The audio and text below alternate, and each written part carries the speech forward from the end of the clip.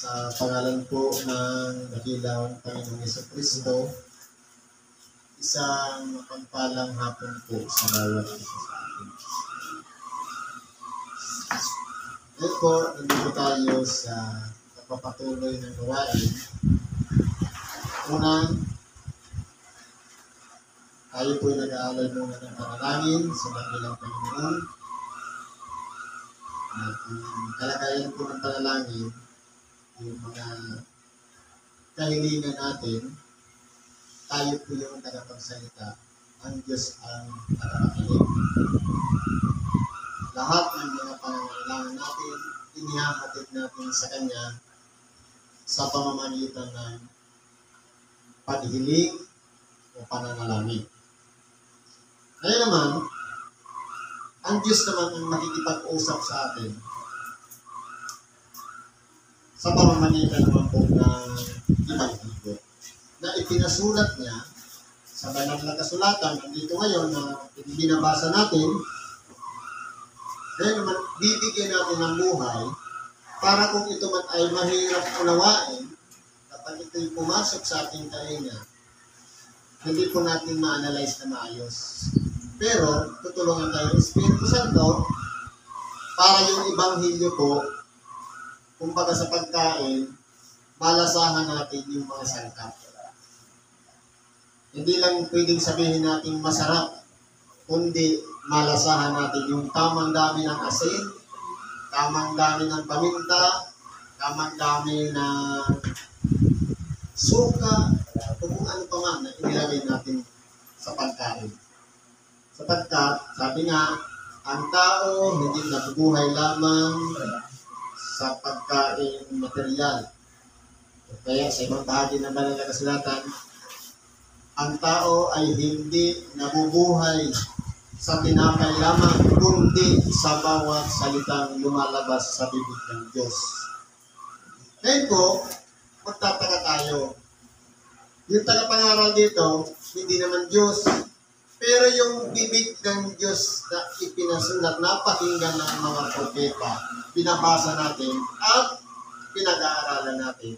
Ilagay natin sa ating mga tainga, makapasok sa ating puso at pinag-a-analyze ng ating mga pag-iisip nang sa ganun maunawaan natin ang nais ng Diyos. Ngayon po, meron tayong mga aralin sa oras na ito. Ang una po, ayon po sa unang sulat ni Apostol Pablo sa mga taga-Korinto. Ang Kapitulo 12, versikulo 12 hanggang sa 31. Muli po nating pag-aralan, basahin, at nang sa ganon, may ugnay natin sa bawat isa. Ano pong sabi dito? Sapagkat kung paanong ang katawan ay isa at mayroong maraming mga sangkap at ang lahat ng mga sangkap ng katawan, bagamat marami ay iisang katawan, gayon din naman si Kristo. Kung titingnan po natin, halimbawa sa kalagayan natin, meron tayong isang katawan. Pero marami po yung sangkap. Nandiyan yung mata, ilong, yung bibig, yung kamay, yung tiyan, yung paa, mga bisig, lahat kumplito po yan. Pero gumagawa po siya bilang isang katawan. Ngayon, pag-aaralan natin, ano po ba tayo? Tayo tao. Nandiyan yan sa mukha natin. A-O. Nandiyan yan sa harapan natin, mukha, T-A-O, tao. Inilagay yan sa mukha natin, sapagkat tayo tao. Pero yung asal natin, minsan hindi tao. Ngayon, kung pag-aaralan natin, maraming sangkap, pero isang katawan. Ibig sabihin, kinakailangan sama-sama silang gumagawa at tulong-tulong at nagkakaisa sa makatuwid, hindi sila nagtatalo-talo o nag-aaway-away. Ano bang sabi dito? Sapagkat sa isang espiritu ay binabautismuhan tayong lahat sa isang katawan. Maging tayo'y Hudyo o Grigo, maging mga Lipin o mga Laya. At tayong lahat ay pinainom sa isang espiritu. Ngayon po, kung pag-aralan natin, binautismuhan tayo. Pero kung ngayon po, magtatanong tayo, napakarami ng klaseng bautismo. Una, yung bata pa, sa pamamagitan ng pagbubuhos sa ulo. Nung lumaki na, nandiyan naman yung bautismo sa sapa, sa ilog, sa swimming pool, meron pa sa dagat. Ang tanong, sabi nga, isang Panginoon, isang pananampalataya, at isang bautismo. Alin doon ang karapat-dapat na bautismo? Ngayon, aalamin natin kung ano yung karapat-dapat na iglesia na siyang magkakaloob ng bautismo. Kung maalala natin doon sa Mateo 28:18-20, ano ang sabi doon ng ating dakilang Panginoon? Sila'y bautismohan ninyo sa pangalan ng Ama at ng Anak at ng Espiritu Santo. Sino po ang kausap niya? Basahin natin para malinaw. Sapagkat ngayon po, nagtatalo-talo na kung sino-sino na yung nagpapalagay na sila na yung nagbabautismo. Nagkaroon lang ng rehistro sa SEC, may karapatan na daw magbautismo. Sabi po dito, at lumapit si Jesus sa kanila at sila'y kaniyang kinausap na sinasabi, ang lahat ng kapamahalaan sa langit, sa ibabaw ng lupa, ay naibigay na sa akin. Dahil dito, magsiyaon nga kayo at gawin ninyong alagad ang lahat ng mga bansa na sila inyong bautismuhan sa pangalan ng Ama at ng Anak at ng Espiritu Santo. Ngayon, tatanungin natin ang ating sarili. Sino po ba ang kausap ng ating dakilang Panginoon? Walang iba ang kanyang mga alagad. Sa makatuwid, sila lang ang pinagkalooban ng karapatan magbautismo. Pero ngayon, nagtayo ng grupo, kasi bakit alam natin na bakit dumarami yung grupo. Halimbawa, ako yung head pastor, hindi ko nagustuhan yung pamamalakad ng, kung kaya ako yung pastor, hindi ko nagustuhan yung pamamalakad ng pastor, kukontrahin ko siya, hihiwalay ako, magtatayo din ako sa isang grupo. Hanggang sa dumami. Pagpaparestro sa SEC, kapag meron ng restro, may karapatan na magbautismo. Ang lumalabas mo doon, negosyo. Dahil, kinakailangan yung pamamaraan ng bautismo, pinagkakakitaan. Bakit po? Halimbawa, nangangaral ako dito. Pagkatapos naman, halimbawa, gagamitin ko yung kalayaan kong mangaral para magbigay ka ng ikapo.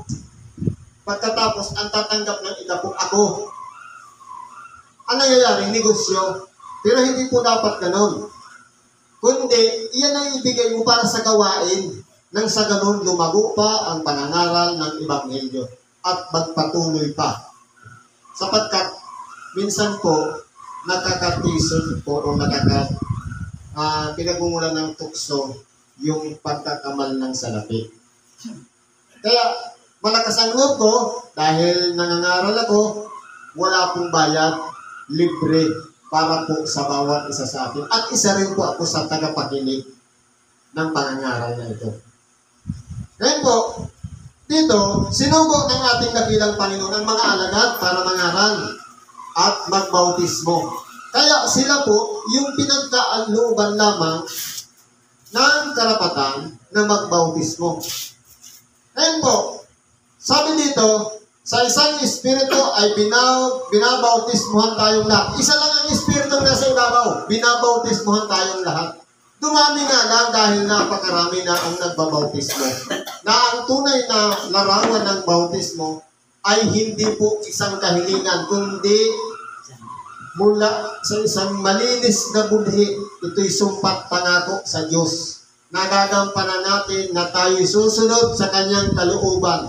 Sapagkat sabi sa ibang bahagi ng banal na kasulatan, kung ibig ninuman sumunod sa akin, itanggi ang kanyang sarili. Sabi sa English, deny yourself. Ikaw man ay guro, ikaw man ay professional, kalimutan muna yan. Humarap tayo sa Diyos na isang taong makasalanan at tayo'y lilinisin ni Kristo. Sapagkat ang mga katungkulan sa sanlibutan, pang-sanlibutan lang yon. Pero sabi nga, iniluwal tayong walang dala, babalik tayong walang dala.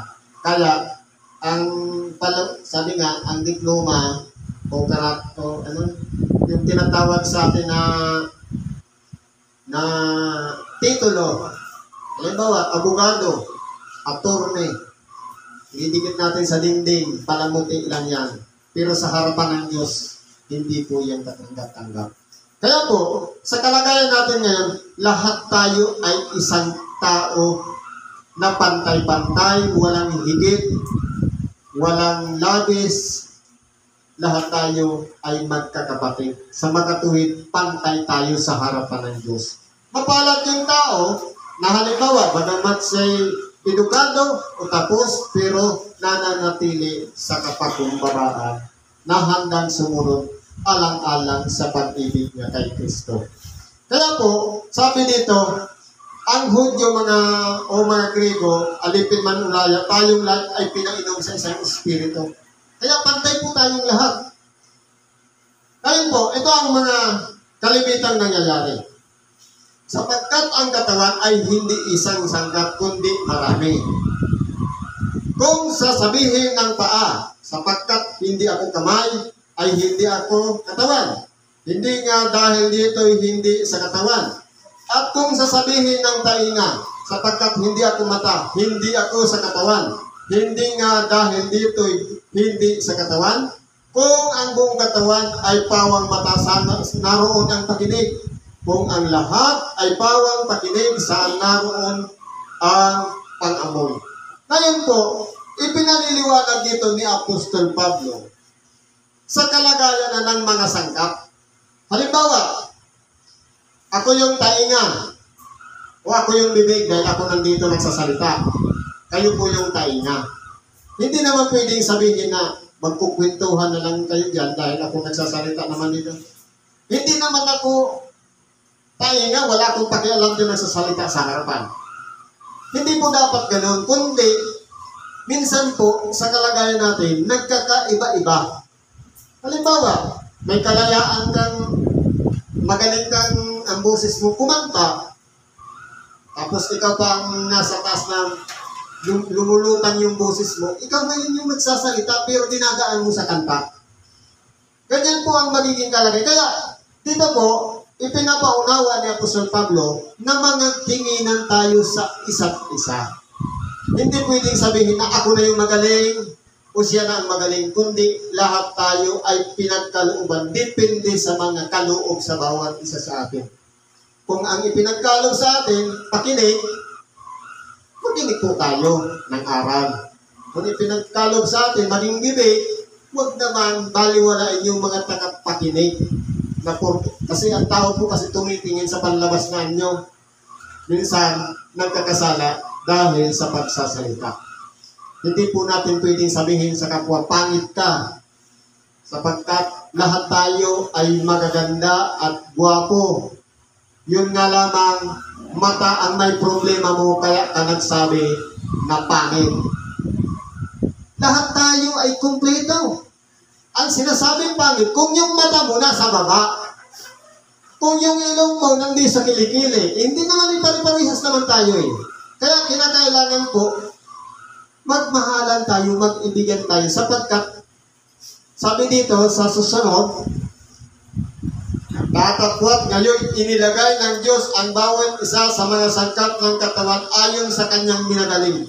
Ibig sabihin, bago ginawa yung tao, plinano talaga ng Diyos. Titingnan natin, bakit yung mata nasa taas? para kita niya lahat. Hindi ba ginaya natin kapag may CCTV na tayo, ayaw natin ilagay sa baba, gusto natin sa taas. Diba? O bakit nandito yung ilong? Para bago mo isubo, amuyin mo muna kung panis na. Bakit naman yan dyan yung bibig? Magbabalanse yan. Bakit yung tainga nandito? Para sagap niya lahat. Kaso ang problema, nasobrahan. Yung pakinig, minsan hindi naman tunay yung kwento, pinasa sa iba hanggang sa nagsanga-sanga na. Naging chismosa na. O kaya naging, anong sabi sa Marites daw, hindi ko alam yun. Kaya ngayon po, ganyan na ang nangyari, napasobra. Pero kung ang hinahanap natin, kapurihan ng kapwa, hindi yung paglait o pag-alipusta, mapalad tayo. Sapagkat ang Diyos ay nandiyan sa ating puso. Pero kung tayo po ay mapanghusga, lahat ng nakikita nating kasamaan sa kapwa, numintay nining ginawang kabutihan, na tayo'y tinulungan, tayo'y hindi pinabayaan ang pag-aruga nariyan. Ang magulang minsan lang magkamali pag nakita ng anak, lahat ng ginawa, burado. Lahat na mali. Ganyan po ang pamantayan ng tao. Pero dapat, hindi po tayo dapat ganon. Kundi, kinakailangan maunawaan natin yung mga sitwasyon. Sapagkat ang tao po minsan nagkakamali din. Hindi ibig sabihin, lahat na yun ay burado na. Nagkamali na. Nagkaroon lang ng pagkakataon ng mga dahilan, kaya siya nagkamali. Una, tisod o bumagsak. Kaya po pinakailangan natin magpakalakas sa pamamagitan ng unawa at ganun din, tingnan natin ang kalagayan ng ating kapwa. Wala po tayong karapatang maghusga.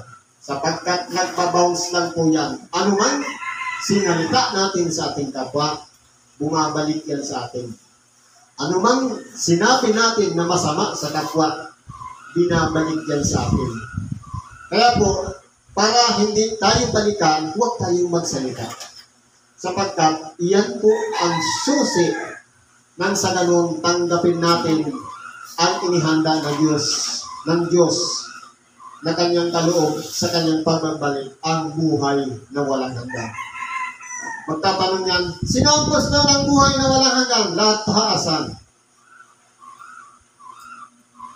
Gusto mo ng buhay na walang hanggan? Tigil mo na yung sigarilyo. Ang tanong ay ayaw nang iwanan yun. Dahil kahit nasira na yung baga, yung nicotine nandiyan pa rin sa nila. Kaya yan nangyayari. Ano ba itong sabi dito? At kung ang lahat ng ngaipawang isang sangkap, saan naroon ang katawan? Halimbawa, sa buong mong katawan, puro paa. Ano ka hitsura? Puro mata. Puro kamay. Ano mangyayari? Wala po, hindi manatawag na katawan. Dapat po, maraming mga sangkap ngunit iisa ang katawan. At hindi makapagsasabi ang mata sa kamay, hindi kita kailangan. Sige nga. Halimbawa, kailangan ng mata yung salamin. Sabihin mo sa kamay, hindi kita kailangan, sinipunin mo nga mag-isa. Kung nakuha mo yan. Hindi, kundi lalo pang kailangan yaong mga sangkap ng katawan na wari lalong mahina. At yung mga sangkap ng katawan na inakala natin kakaunti ang kapurihan, sa mga ito, ipinagkakaloob natin ang lalong saganang papuri. At ang mga sangkap natin mga pangit ay siyang may lalong saganang kagandahan. Totoo po, pansinin natin ang ating katawan. Alin yung pinakamaganda diyan? Alin yung pinakapangit? Pero yung pinakapangit, yun ang pinaka-importante. Sabihin na natin, anong pinakamaganda diyan? Maganda ka nga yung ilong ko, yung mata. Ang pinakapangit yan yung puwet. Pero subukan mo sarhan ang puwet. Lahat ng sakit mo lalabas. Lagyan mo lang yan ng bawang, lagnatin ka na kagad. Yan po, napaka-importante ng mga sangkap na walang pakinabang, yung ipinalalagay nating pangit. Kaya mo sabi dito, Yaman ang mga sangkap nating magaganda ay walang kailangan. Ito, siyempre, maganda na. Ano bang kailangan yan? Datapwat, hinusay ng Diyos ang katawan na binigyan ng lalong saganang papuri, yaong mga sangkap na may kakulangan. Hinusay. Meron na ba kayo nakita yung puwit nasa, di ba, yung puwit mo nakalaylay? May extension pa. Hindi ba hinusay ng Diyos, yung mga bagay na nilalabasan ng mga mabaho, itinago niya talaga ng gusto na hindi makita ng iba. Pero, alam natin na nandyan siya. Pero may pakinabang siya. Bagamat, minsan, naglalabas ng mabaho, utot, pero may pakinabang po siya. Kaya po, sabi dito, upang huwag magkaroon ng pagkakabahabahagi sa katawan, kundi ang mga sangkap ay magkaroon ng mga kaisang pag-iingat sa isa't isa. Totoo po. Kaya po, nagkakaroon ng pag-iingat. Yung kamay, iniingatan niya rin yung sarili niya. At kayo nga ang katawan ni Kristo. At bawat isa ay sama-samang sangkap niya. Ngayon, ilalagay na natin sa iglesia. Si Kristo ngayon ang ulo. Tayo ngayon yung katawan. Halimbawa, ilan tayo dito? 15. Sabihin natin 15 o 20 pa. May nakita kung hindi nyo nakita. Ngayon, iba-iba ang sangkap. Ngayon, ako yung bibig, kayo yung tainga. Meron dyan, iba, kamay, kasi minsan nagpipindot ng cellphone. Meron iba naman dyan, anong bahagi ng katawan? Ano ba yung walang pakinabang, yung buhok kasi tulog? Ibig sabihin, tayo yung katawan ni Kristo. Kaya, kung ano ang kalagayan ng katawan, mga sangkap ng katawan sa isa't isa, ganun din ang kalagayan natin. Huwag natin yuyurakan yung isang tao na sabihin, wala namang pakinabang yan, pupunta lang naman ng pagsimba, pagkatapos uwi na, wala naman na itulong, hindi man lang umawak ng bandera, o hindi man lang umanta. Pero yung mga walang pakinabang, sila po ang importante. Kaya po, mahalin natin ang bawat isa sa atin na mga sangkap ng katawan ni Kristo sa makatuwid bagay tayong magkakapatid ay kinakailangan sama-samang gumagawa sa isang katawan. Ano po sabi dito? At ang Diyos ay naglagay ng ilan sa iglesia. O ito na yung iglesia na itinatag ng Diyos. Kapag may nakita kayong iglesia na mayroon yan yung kumpleto. At ang Diyos ay naglagay na saan ito? 1 Corinto 12:28. Basahin po ninyo sa katawan na kasulatan nyo. At ang Diyos ay naglagay ng ilan sa iglesia.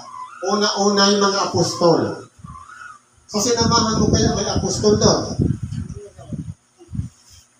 Ikalawa, mga propeta. Meron ba doon? Ikatlo, mga guro. May nagtuturo pa doon. Ikaapat, mga himala. May tinutulungan ba doon na may mga karamdaman? Ikalima, mga kaloob ng pagpapagaling. Meron bang nagpapagaling doon? Ika-anim, mga pagtulong. Sila ba yung nagtutulungan kapag ang isang tao ay hindi na nakakapunta ng pagsamba? Pinupuntahan niya ba sa kanyang tahanan? Hinahanap, hindi yung dahil wala ka nang binibigay na kaloob, yung pastor hindi ka nakilala. Hindi mo dapat ganun, kundi yung mga bagay na pinakakailangan, yung mga inactive na mga member na hindi na pumupunta o magdumadako sa simbahan, sila po ang pinaka-importante sapagkat sa bilang hindi mabubuo ang 100 kung kulang ng isa. Yan po ang ibig sabihin niya.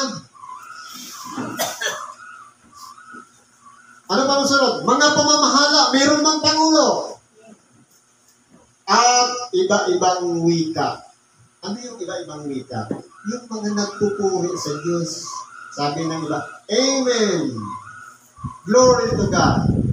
Yan ang mahirap sabihin, lalo kung mula sa isang taong makasalanan ang magsabi, purihin ang Diyos.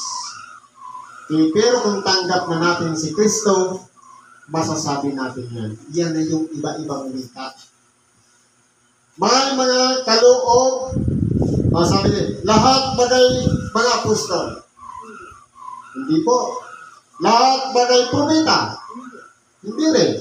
Lahat bagay mga guro. Hindi rin. Kasi kung lahat guro, wala nang tuturuan, wala nang estudyante. Kung puro na guro, ang sunod niya sa taas principal na. Pero ngayon, mayroong guro, mayroong tinuturuan, siyempre. Subukan mo magsalita niya, kung puro guro, nagsasalita ka walang tagapakinig. Anong sasabihin sa atin na siraan na ata ang ulo ni Brad? Nagsasalita na mag-isa. May mga kaloob na pagpapagaling baga ang lahat. Hindi po, mayroong tinawag niya, sekretary lang, mayroong tinawag na taga-alalay lang, nakaupo lang dyan, taga-kanta lang. Nagsasalita baga ang lahat ng mga wika.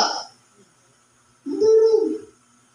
Kasi paano ka magpupuri? Nandiyan ka na, nasa loob ka na, yung mga baguhan na malimit magpuri. Pero, kung titingnan natin, ang Diyos, pinakamakapangyarihan sa lahat. Hindi natin siya pwedeng utusan. Minsan sa panalangin natin, para natin sa dinidiktahan, tagalingin mo na Panginoon. Hindi po. Dapat, Lord, kung mahabag ka po sa Kanya, patawarin mo siya ng kasalanan at kung meron po siyang pag-asa pa na mabuhay, pagalingin mo po siya. Yung may kapakumbabaan, hindi yung uutusan mo ang Diyos na pagalingin. Sino ba mas mataas? Ang Diyos o tayo? Ang siyempre yung Diyos. Kaya nagmamakaawa lang tayo sa Kanya na tayo'y pagkalooban ng habag niya para humawa pa ang ating buhay. Sabi dito, datapwat, lahat nagsasalita baga lahat baga ay nagpapaliwanag. Hindi rin po. Datapwat, maningas ninyong nasa ang lalong dakilang mga kaloob. Ano-ano po yun? Yung mga kaloob na bawat ang pinakamahalaga yung tayo yung handang makinig ng kanyang mga aral. At yung kaloob na pagiging isang mahabagin. Mahirap kong gawin yan. Minsan, palaging naghahanap ng sukle. Kapag tumulong sa kapwa, parang may hinihiling kapalit. Dapat po, libre. Sabi nga, kawang gawa. Anong panghuling sinabi na Apostol Pablo? At itinuturo ko sa inyo ang 100 kagaling-galingan. Kaya narito na lahat, ipinahiliwanag ni Apostol Pablo ang pinakamagaling sa lahat, ang mga turingan tayong magkakapatid. Walang kaali, walang kaaway, okay lang tayo awayin ng kapitbahay. Okay lang tayo alipustayin. Ang gawin na lang natin, huwag din natin silang awayin. Ipanalangin natin sila na maglinaw ang kanyang isip para yung masamang espiritu na bulong ng bulong sa kanya para murahin ka, lumayas. Nang sa ganon, parehas na tayong mapabuting tao. Hanggang dito na lang po ang may babahagi natin. Salamat po at pagpalain tayo ng Diyos. Ano man ang ating mga kahilingan, karaingan, ibilog natin sa Diyos at siya po lahat ang sasagot sa bawat isa sa atin. Lamang, kinakailangan makitaan tayo ng kalinisan ng kalooban sapagkat siya po ay palaging nariyan lang sa ating tabi. Kasama natin siya at hindi niya tayo pinawabayan. Salamat po at pagpalain tayo ng Diyos.